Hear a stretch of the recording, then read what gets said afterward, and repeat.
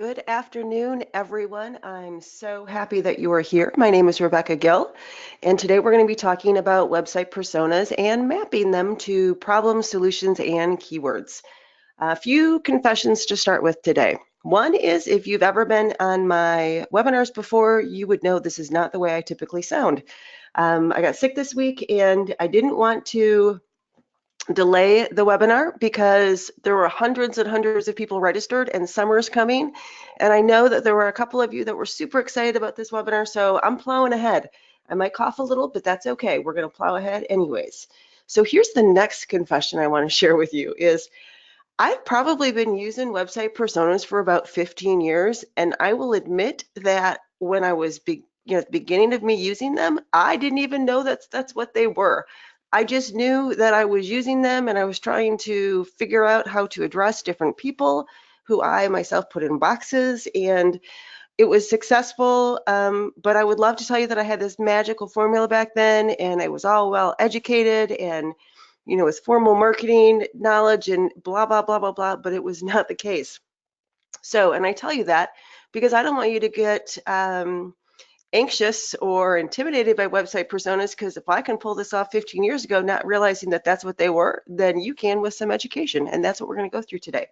And because I always want to make sure that these are easily digestible, I have brought in some friendly faces to help explain them, and that will be Pooh and his gang, which you'll see they're a little bit funky, and you'll view them in a different way as an adult than you did as a child when you read those books. If you have questions as I go through, please drop those questions over in the GoToWebinar box. I will leave time at the end and make sure that we go through your questions and I answer them thoroughly. There will be a video recording of this sent out via email later today. I will post it to my YouTube channel, and the slides will also be available, and you'll have that link in the email that goes out. So with all that housekeeping done, let's plow ahead and proceed forward. All right, so today's training, we're going to have three primary focuses.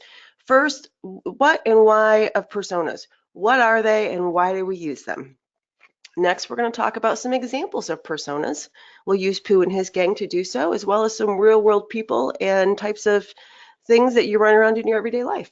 And then we'll look at some keyword options for personas to kind of help you piece everything together.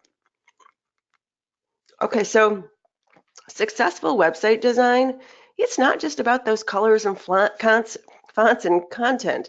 I know we may tend to focus on that, and some of you might even focus on sliders and background images and things like that, but that's really not, that's not the whole package. Good design is about asking the right questions and making sure those questions apply to your website visitors. That is what we're doing today. It's about finding those solutions, and I have that highlighted for you because I want you to remember it, to your website visitors' problems. Everybody's got problems, and everybody wants to find solutions to those problems, and I want to make sure that we figure out how to do that together. And as we walk through today, that's what we're going to be doing. And when we're doing that, we are going to talk about mapping those problems and solutions to the journey that your visitor takes. And making sure that we do that successfully, and we do that with search and traffic and Google and all of that goodness in mind. All right, so I like to tell people, including my clients, that successful website design isn't about you, the person that's doing it, or if it's your website and you've got the products or services that you're offering, it isn't about you, it's about your visitor and how your website can help them locate the right information, find solutions to their problems, and encourage them to take action. Why are personas important? Well, different people have different problems. And because these different problems exist, they're going to have different needs. With these different needs are going to come different answers and solutions. And with all of those varied answers, you're going to derive different search terms and phrases for different groups of people. And you're doing that so you can help them find and search for solutions to their problems. And you're going to hear those words over and over again because that's the heart of these personas. By viewing the different groups and creating keyword lists for each group, you exponentially expand your keyword universe and your opportunities to rank and search. but more importantly, you're creating content on your website or your blog that is very targeted to your specific demographic that you want to reach. It will resonate with them and it will help them convert. All right, I'd love to start with questions first about you, which are, who are you? You know, how would you describe your business to a potential client or a friend that asks, or, you know, someone that said, what does your website do, or what does your business do? How would you describe specific products or services or content that you create for people? What words would you put into those? And I want you to kind of just think through those as I'm going along. And then I ask, what are your differentiators? What sets you apart from your competition? I ask all these because I want to make sure that you've got those in your mind as we're going through this today. Even though it's not all about you, I want to start there. Next, I ask, who do you serve? And again, this is a website or a blog. Do you serve men or women or both? Kids, teens, adults, or baby boomers? Consumers or business? Is it business to business, B2C? Are they universities, enterprise level organizations, or small businesses? Are they tech savvy, or are they new and very unaware of a lot of technical sayings and jargon and things like that? Do they exist in different departments of their business, like in IT or accounting or manufacturing or sales? Or do they have different positions and levels of those positions, like entry level versus the C-level executive, or maybe a mid-market manager? Do they speak different languages? Do they come from different regions? And maybe they've got different budgets and price points for what they've got in mind for what they might be seeking on the web. These are all questions that we try to ask, and we try to associate the ones that are pertinent to what you do to your target demographic and how that might eventually relate to what you'd like to offer them. When we define our personas, we want to think through a couple of things. And I like to have, you know, some examples and just give you kind of some headway into it. So a B2C or business to consumer company might have personas that have characteristics like gender or age or educational level or geography, where a business to business company might look at these characteristics differently. They might think about industry or management level or department, like I said, IT or accounting. There's, you know, different service areas that you're going to be providing content to and providing solutions to are going to have different types of groups. Regardless of that B2B or B2C segmentation, I want you to define a website visitor persona, and I want you to place yourself, I want you to place those users in a box and kind of help you really think through who's in that box, what makes them unique, and how can you speak specifically to them, not the group as a whole, but to those people themselves. And I know we're not supposed to put people in a box, but I've always thought that I have boxes for my personal life and my work life, you know, and I kind of segment people out, and I've always done that, and I compartmentalize them in my head, and my emotions, I do the same. And I've had personas for a really long time without even knowing that that's what I was doing. And so that's why I say put those in a box, but focus on the uniqueness of that box. Don't confine them, but focus on helping them and really trying to bring out their needs and how you can serve them. And that last part where we're talking about speaking their language is super important, and it's because it's super important to SEO. So as you think through what you do, your website, or maybe that website of a client, maybe your blog, I want you to think through what type of persona groups you may have. Now, keep in mind, not every website's going to have personas. And we're going to talk through how you use these, and it would apply to horizontal as well. But for those of you that will have personas, how would you kind of segment those out? Would it be age or gender, income level, geography, professional position, business size, the stage in the buying cycle, maybe the type or product or service that you offer, customer status, whether it's a suspect or a prospect or a new customer or a repeat customer? There's so many ways that we can look at these personas, and we can try to really hone in on what makes them unique and how we can help them. When you look at your personas, and you start defining them, you need to start documenting them. What makes each group or each box unique? I like to name them. I don't need them to be like Cheryl or Bob, But I might want to say this is freelancer versus small business, or this is manufacturing versus distribution, or this is men versus women. I'm not going to ask you to document things like the car they drive. I think that's completely silly. I've seen that before in website personas. It's like in most cases that doesn't matter unless you're selling them auto parts. What I do want you to do is create a description for them so you know exactly who that is. I want you to document what drives them. What kind of goals do they have? What are their objectives and how those objectives might relate to what you do and what you offer?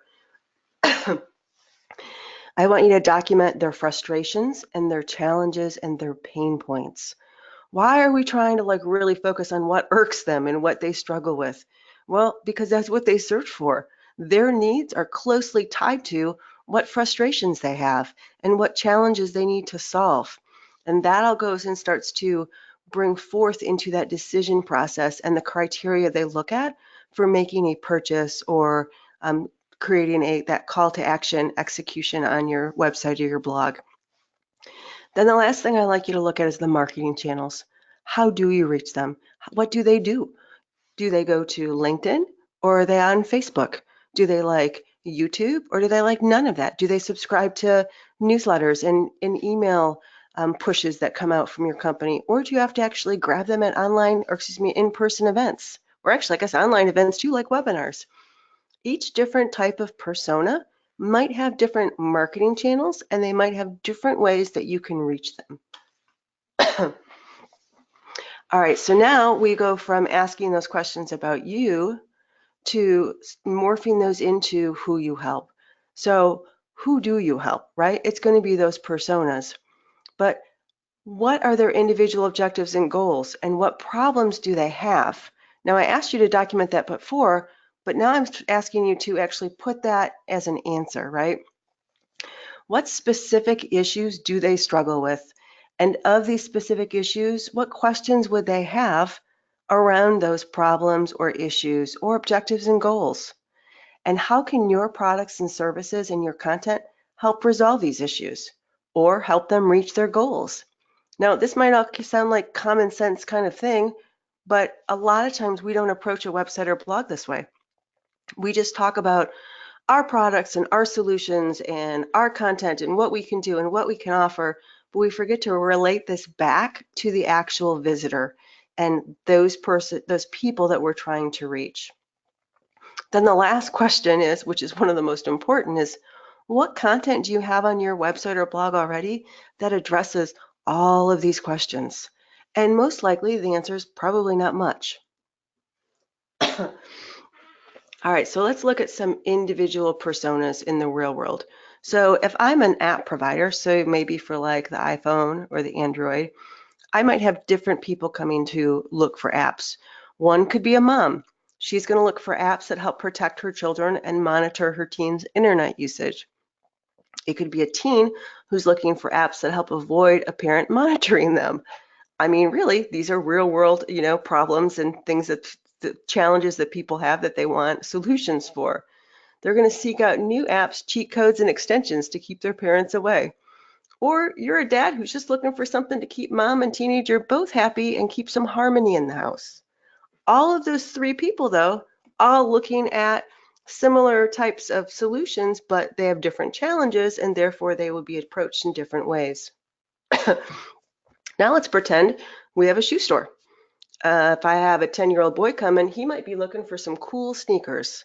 Or a 16-year-old girl might be looking for Kim Kardashian shoes or trendy shoes in 2018. Or if you're my age or around my age and you have to go from work straight to a kid's football practice, you might be looking for comfortable dress shoes because you don't have time to run home and change. Or if you're like my husband, he's not 55 by the way, you might be searching for extra wide shoes.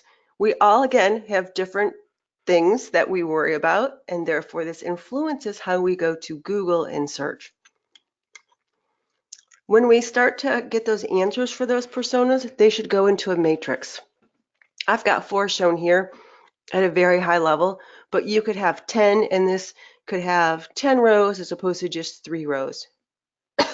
But the goal is for each individual persona, you are actually starting to really fill it out for goals and challenges and needs and really put to paper those answers. Because if you just say those answers in your head, it is not going to resonate and it's not going to find its way to your website.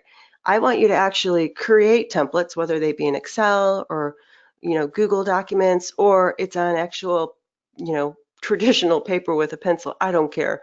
But I want you to document them and I want you to have information for each individual persona. Once we have those personas and we start documenting, what are their objectives, what are their needs, what are their challenges, now we start mapping those to our products and services. How do each one of those really relate to what we offer?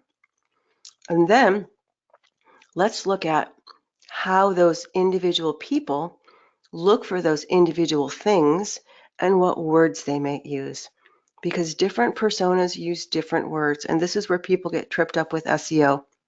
They don't realize that different people in an organization with B2B are going to search for things completely differently, whether it be departments or whether it be you're an administrative assistant looking for information for a C-level executive. Their search words that they use would a lot of times be very different. These are the things that I want you to think through. All right, so let's start to explore some well-known fictional characters and look at what makes their personas unique. I always like to take SEO and concepts that may be confusing to people and kind of break them down into familiar things like Pooh or the Muppets or Dr. Seuss, so that it gives you a reference point and it helps you kind of digest the information better. And Greg, these slides will be available. You'll get a link, by the way, at the end of the presentation when the follow-up email goes out. Okay, just had to get a drink there so I'm not coughing. Okay, so let's start with Winnie the Pooh. We're going to go through a number of Winnie the Pooh and his pals.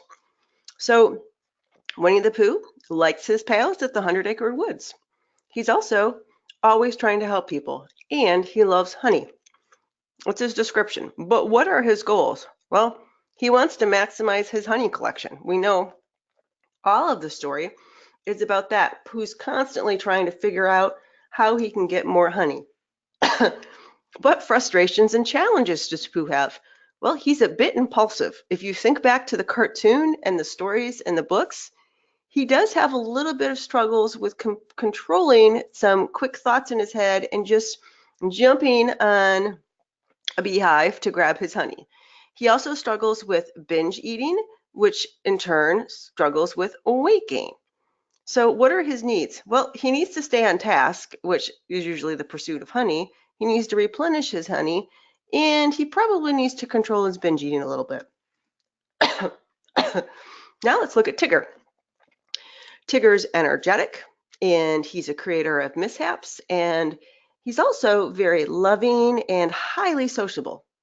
His goals is bouncing and bouncing in a fun, energetic way. He loves ice cream, sundaes to be exact. He loves teasing Rabbit, and he likes tracking Backsun. I don't remember Backsun from when I read Pooh a long time ago, but it was in my research. What are his frustrations and his challenges? Well, he's a phobia of heights, which is kind of funny because he bounces around all the time. He doesn't like bass, and he doesn't like honey. What are his needs? He also needs some impulse control. He needs some tips and tricks for Backsun finding and searching for them. And he probably needs to cure his height phobia. Okay, now we've gone to Little Shy Piglet. He's a bit cowardly, he's shy, yet he's very helpful and he's very heroic given all of his challenges. And he struggles with anxiety. What are his goals? He wants to become brave. He wants to spend more time with his friends and he wants to be helpful. What are his frustrations and challenges? Well, he doesn't like danger. He doesn't like the dark because he's a bit cowardly and shy. He's not a fan of being small, and he really doesn't like woozles.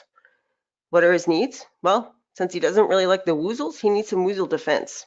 He also needs to build up his confidence. And while I didn't list it here, he probably needs something to help aid in the soothing of his anxiety. How about Rabbit? In case you wanted to know which Pooh character I'm like Rabbit. And I've always really wanted to be a lot more like Pooh. Rabbit's a bit compulsive and he's bossy. Well, that's me. I'm OCD and I am a bit bossy. He gets irritable quickly. Yes, I get irritable quickly. That comes from my OCD-ness. What are his goals? He likes to stay organized. He likes growing his garden and he likes to keep his house clean. What are his frustrations? Well, Tigger bouncing through his garden is a big frustration for him. His friends are messy. That's a big frustration. And he does not like bugs whatsoever. What are his needs? Gardening tips, keeping Tigger out of his garden, and avoiding bugs. Now, you might be thinking like, good Lord, what is Rebecca doing? This is like so silly. This has purpose, and you will see the purpose. Now let's look at our persona overviews.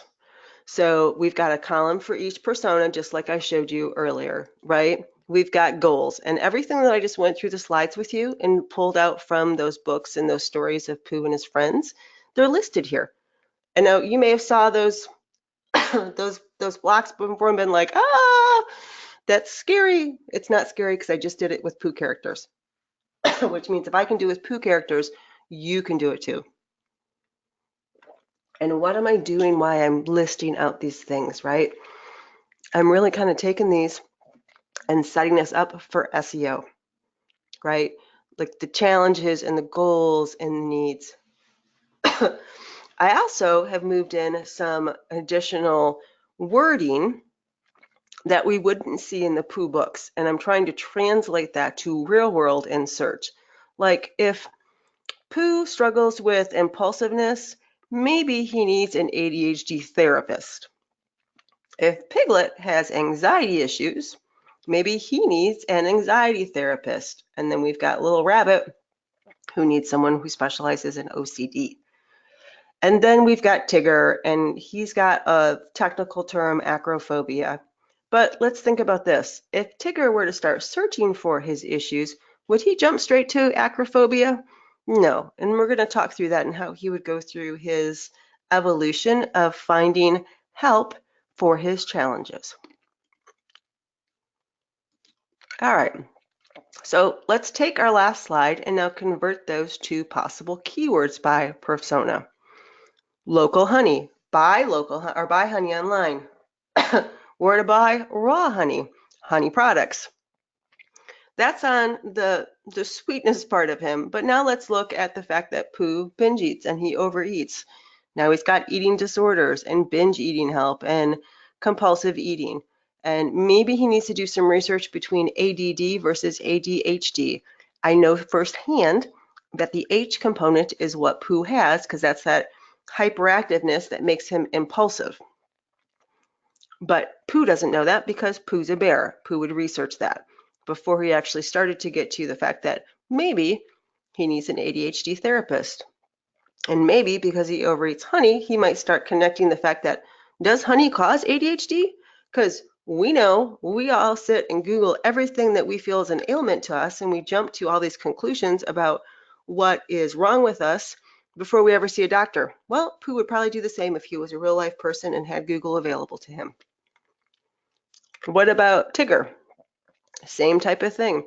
We're taking his goals and his objectives and his challenges and we're turning them into potential keyword phrases. Fear of heights cure, overcoming phobias, backs and tips and tricks. No, someone Google that right now. And if there was something for that, I would be so surprised. I didn't actually check that. Piglet would look for things like low self-esteem, how to build self-confidence. He would be flooded with therapists and self-help books and things like that. Woozle defense, how to hide from woozles, woozle weapons, anxiety symptoms, panic attacks, anxiety treatments. I mean, you see the progression here as no matter who you are or who you serve, people using Google and using the internet for search have those challenges, have those struggles, have those needs. They are putting those into search phrases and search terms. And a lot of times those break into causes and symptoms and treatments and things like that. All right, so what if we wanted to find more keywords? right? With what tools would we use? Well, I like KW Finder, and everybody always asks me, Rebecca, how do you find all of your keywords? And I'm going to bring up KW Finder and be able to do that for you. Oops, excuse me. All right, there's my mouse. And give me a second so I can make that big for people. All right, so hopefully you can all see this. And if not, throw me in a message if this is still small for you. Let me just wait a second. Can you all see this, or do I need to make this bigger? If I need this bigger for anybody, just put it into the questions.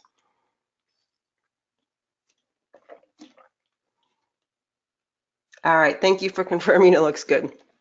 Okay, so let's start with rabbit, because rabbits like me start with OCD. Now, a lot of people know what OCD is, and there's jokes about it, but it is definitely a disorder. And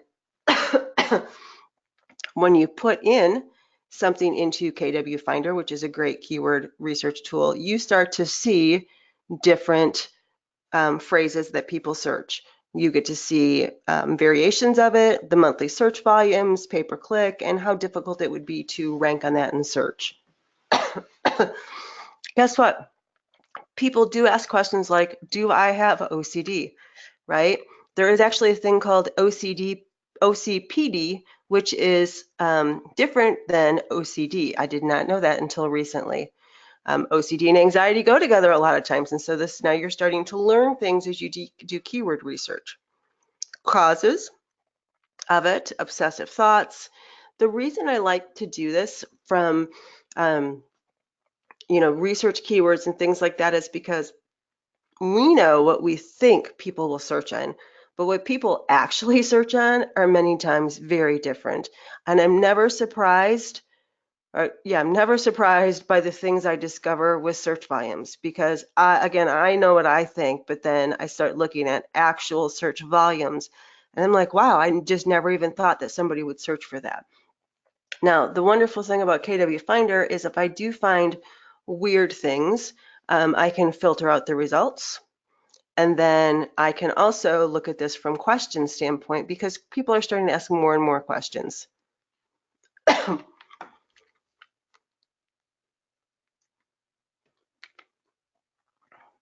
Okay, let me get rid of that. Now you will get less search volume when you look at questions, and I think that that's because this is really evolving with voice search. People are using questions more and more. So I never truly feel like these volumes are really the true signal of what people are searching on. I just don't think it's a good representation. And I want you to look at these and look at not just the question itself, but look at the words inside of it. Let's see, let's find a good example of that. Okay, so OCD develops. Why OCD develops is a question itself, but the development of OCD, you can take those words within the question and kind of break them down into their own search phrases. And guess what? And a lot of times, if you have a question that includes a search phrase on its own, you can actually rank for both if you have really good content and you have backlinks associated with it. Okay, so what if we were going to look at, let's see, we'll look at something that's not psychiatry. Gardening tips, because that was something that Rabbit would be looking for again. Why are there only a few searches? Well, because Rebecca forgot she was in the question. So let's go over back to the suggestions and search on that. All right, so now we look at gardening tips. Holy cow, look at all these suggestions that we have. Vegetable garden, container gardens, home gardens, small gardens, indoor gardens, like lots and lots. How do you know which one you should go after? Well, that would depend on a number of factors. What relates best to your specific target market versus what you do, and then take that information and look at it for the rest. So for example, if I have a blog about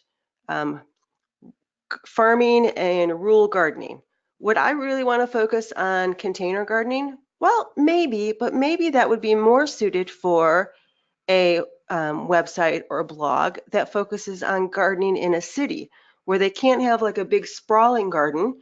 They can only garden within containers. Then that would be a very good fit. Or maybe my blog serves both. Maybe it serves urban gardeners and it serves like rural farming gardeners. These are the things that you want to think about as you're looking at those keyword phrases. And once you start to get yourself into this process, it doesn't go away. So for example, when I see this list, I don't just see a list of keywords. I immediately start drawing lines in my head to who they would serve, like container gardening, small garden ideas, container garden ideas. Those automatically go to like an urban setting, right? I can't help but do it, and that's because I have been doing this. Now, you probably don't think like this currently, but you will once you start doing it, and once you start relating these to, your website and your blogs or that of your clients. Okay, so we looked at KW Finder. We can go back to that, and I'm happy to answer questions once I get through the slides, because I do want to make sure that everybody has a good understanding of how to use KW Finder and how to relate that to search. And a lot of times the best way to just bring that out is by your questions and answering them.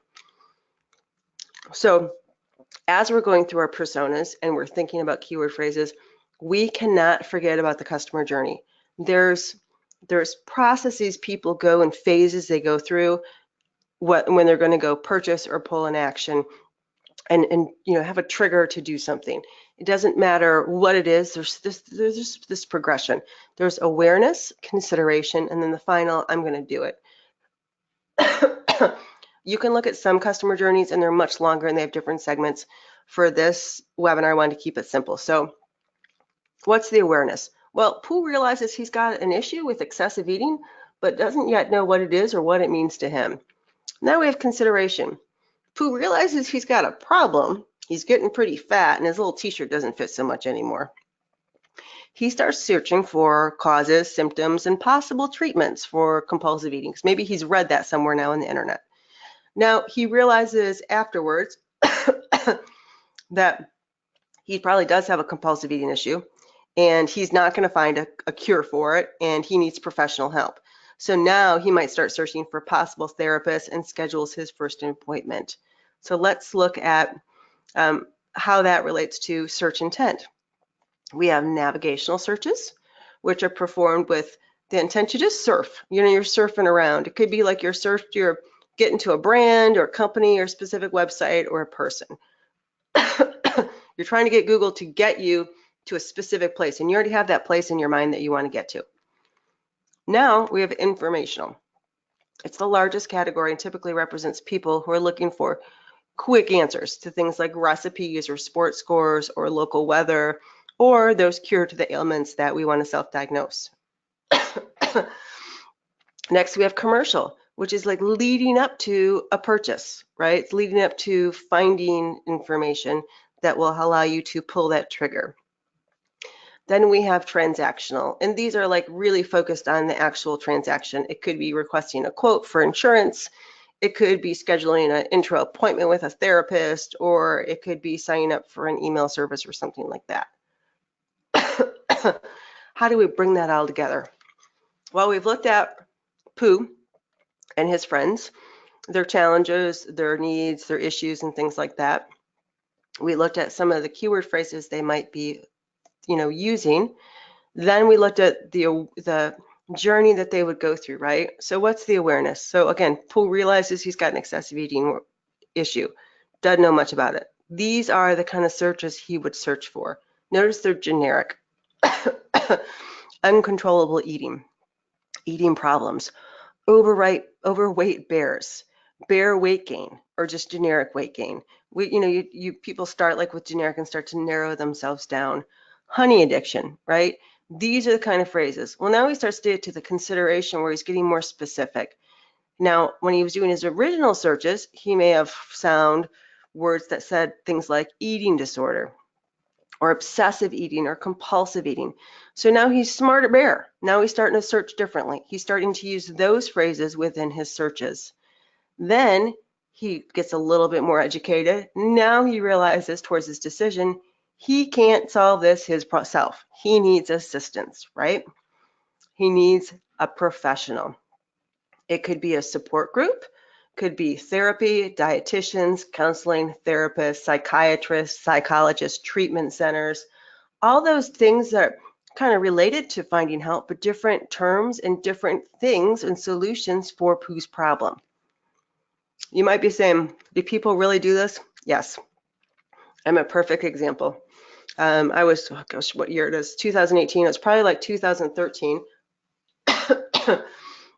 I looked in the mirror, and this is very personal. I looked in the mirror and I found lumps in my neck. And I was like, holy cow, I don't know what that is. That was my awareness moment. I saw in the mirror that I had something and I was concerned about. What did I do? I started looking for things related to lumps in the neck, right? Very generic. Then I realized I probably need to go see someone. I go see the family physician. He tells me it's called nodules. I think it was nodules at the time. So he sends me for further testing. Well, now I walk away from that doctor's office with the phrase nodules. Now I'm more educated. Now I'm starting to look for what causes nodules. What are nodule symptoms? What are possible treatments? Is this cancer? Those are the kind of things that I started to look for. I had my further testing done. We realized it was not cancer, but I also realized that I was told I've got to get them out eventually. Not today, but they need to come out because there's multiple ones. What is my next search? My next search is physicians that specialize in this. I am not going to go and put myself underneath the knife where my voice box is, where I could never speak again to Joe down the street. I'm going to educate myself. I'm going to prepare myself for that decision of having a surgeon. My search is completely different. This is a journey, and you educate yourself as you go, whether you're a Pooh Bear or you're Rebecca Gill, you still change your search as you flow through that journey.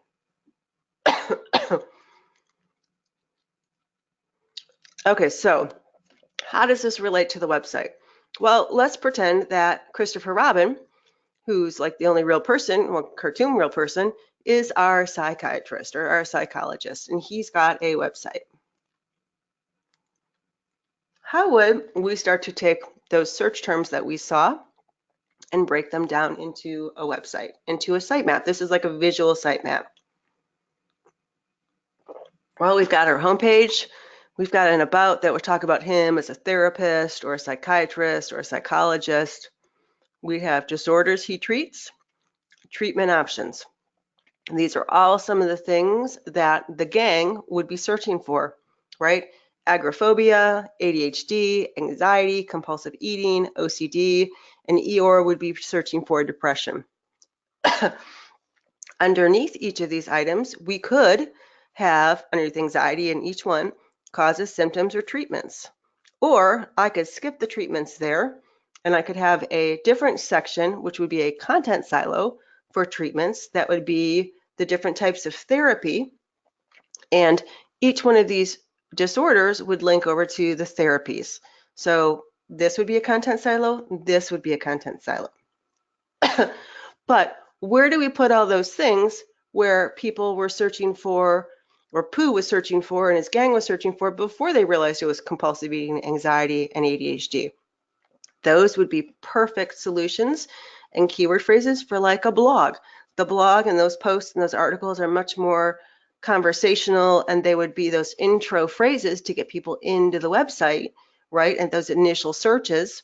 And then once people got into the website with those initial searches and that awareness phrases, then they would start transferring over to the more complex phrases like that ADHD. And we'd have places for each one on the website. Hopefully, you see the path that we took. So we thought through our personas by asking questions about ourselves and our different people or groups or boxes that we serve. We documented our personas. Once we documented our personas, we started to associate those with the different stages of the buying journey and their thought process with awareness. We started creating keywords that they might be using, And then once we had those keywords, then we started mapping those to the website. It really is, and I'm going to say simple, it's not, it's a really long process, but that process that I just showed you using POO in the most simplistic form really relates to any industry, anything that you might be presenting on the web, really anything, right? It's just a matter of taking out POO and rabbit and placing in your target demographic. So I have taken you through that process, and I did leave quite a bit of time for questions, and I really do want to see if there's any questions that you guys would like to answer. And as a reminder, if you came in later and you didn't see or didn't hear me at the very beginning of the presentation, a video will go out recording of this if you missed some of it later today, and then the slides will be available in that link. So with that said, does anyone have any questions that they would like to have covered? For the first time that I've done a webinar, a lot of people haven't given me. Okay, some are coming in. Cheryl asked, can we share this replay with others? You certainly can, Cheryl. It'll also be on my YouTube video, so it's easily put into blog posts or links sent via email. Teresa asks, can you discuss search volumes and selecting appropriate volumes? Yes. Let me just get a glass or a drink of water first. Okay, so Teresa, I believe everybody or every website and blog kind of has a sweet spot for volumes. And the more precise you get with the phrase, the smaller search volume you're going to have, and don't be afraid of them. So I would much rather you have a very precise phrase like anxiety of woozles with a lower search volume than just anxiety, which has like 120 searches per month, right? Because that 120 searches per month phrase is really broad. It's not going to be a good fit for what you do or who you're serving. But if you're serving Piglet and his fear of woozles and his anxiety related to the woozles, that is a much more precise fit, and it's going to have a smaller search volume, but it's exactly who you serve, and they will convert quickly on your website because they realize they've been in the best place. All right, Emily asks, how would a B2B company go about creating personas? Say if a company sells software, how do you create a reliable persona? Emily, my background is B2B software with tech, and we did ours in a couple of different ways. It's going to depend on the software that you sell. But so ours were by department, like IT, accounting, sales, manufacturing department, things like that, the plant. That was one set of personas with different groups. We also did, small businesses to large businesses or international, things like that. Then we did like manufacturing versus distribution, and then we did different industries. So we had lots of different types of persona groups. And then within those groups, all of those had different types of search phrases. So it is going to be based on your software, but that's kind of a good overview of how you might want to segment those out. Okay, Charlotte, have you talked in the past about presenting keyword lists to clients requesting feedback? Do they understand these lists, and how much time do you spend educating them on them? I do this. Not every client does grasp it right away. I try to send them links to my blog posts that I've written about, or webinars and videos that kind of explain it. And then we do always get on the phone and talk about them together. And we talk through what we're doing, why we're doing it, and how it relates to their potential target demographic, what they offer, and that. If you were just to give them a list, it's probably not going to really resonate with them, and they're not going to really understand it. You kind of have to give some context to it and relate it to what they do. I also will show them how those lists might relate to competitor websites. That helps as well.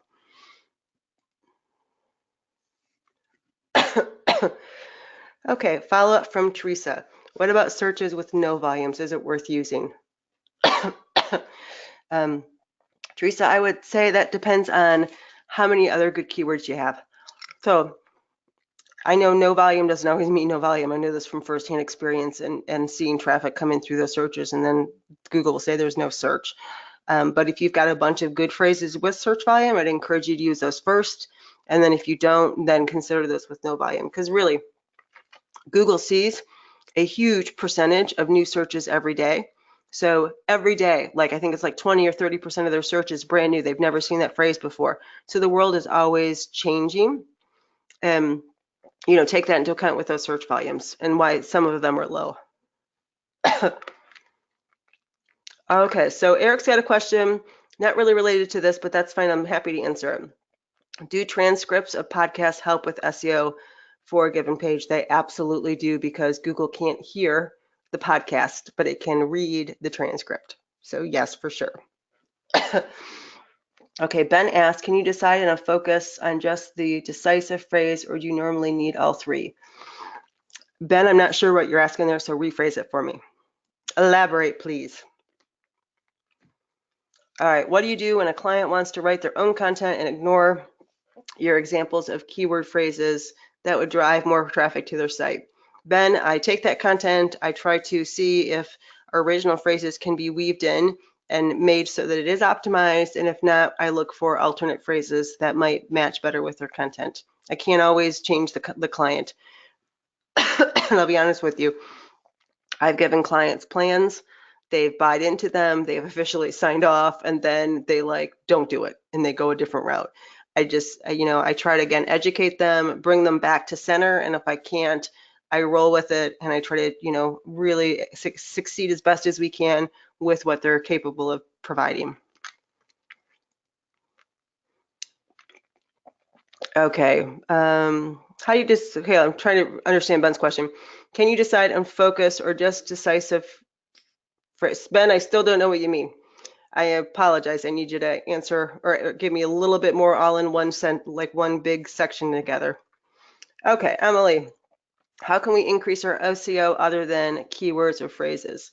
By increase your SEO, that could mean ranking for existing keywords, traffic for existing keywords, or multiplying your keywords. So if you want to increase the rank of existing traffic, build more backlinks into it and improve your content. See what's on ranking on page 1 and make sure your content is better. Those are the two easiest ways to do that. Okay, Teresa says, if you're a small business and have local customers, should you include cities in your keyword phrases? That's so hard now today because Google's got near me and they've got no city, and then there's city, and there's multiple ways to look at content and search volumes for that. So there's no universal answer to that. Don't rely on those city only phrases, because it's going to give you a small portion of the overall picture, because people don't search like that anymore. We used to search for New York City pizza or Manhattan pizza. Now we just search for pizza and Google knows we're in Manhattan and automatically applies Manhattan for us. So you got to keep that in mind as you're looking at those volumes, because it's really distorted now.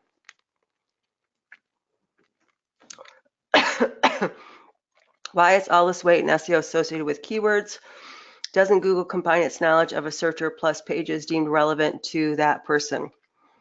So Google looks at topics.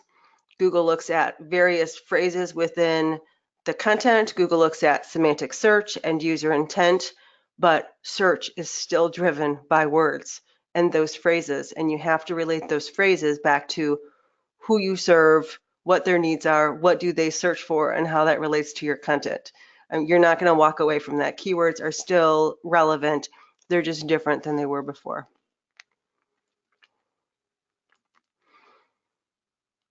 Okay. Sorry I missed this. Looking forward to the email with the whole presentation. Chris, I'm glad you are. It will be out soon, but an hour after this concludes. Okay.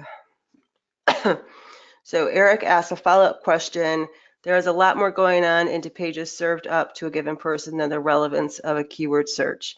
Yes, there is. There's user intent, and there's a number of other variables which I've covered on other webinars, but I can't jam them all into one webinar that's less than an hour. And when we're talking about things like personas and how that relates to keywords and things, there's only so much I can throw at people in that time frame.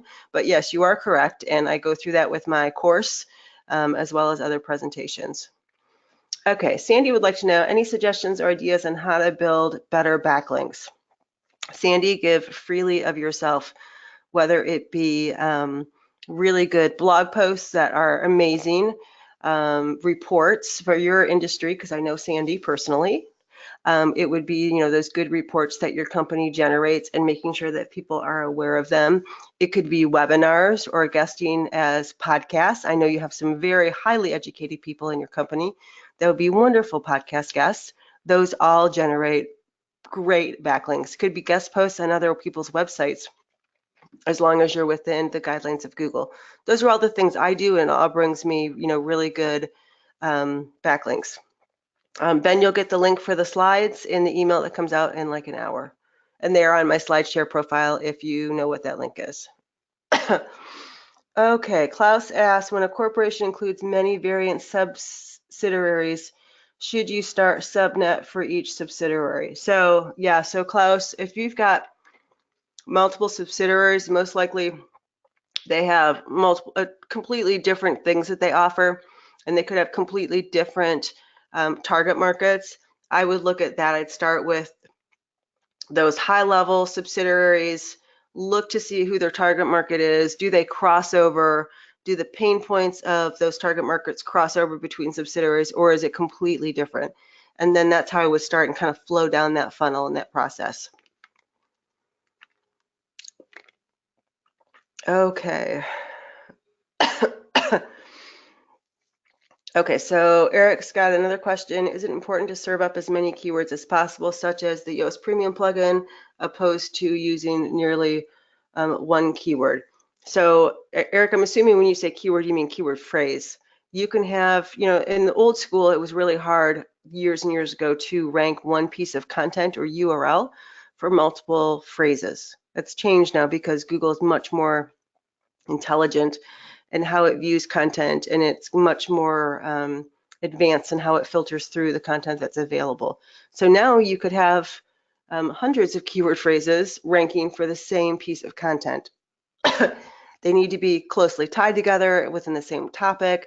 Then the content needs to be well structured. It needs to have purpose of those different sections and things like that. But it is absolutely possible. When I do training for people who are new to SEO, I encourage them to start with one keyword phrase to get their feet wet, to see that work, to be able to reverse engineer that. And then once they've got that mastered, then they can move on to multiple keyword phrases per piece of content.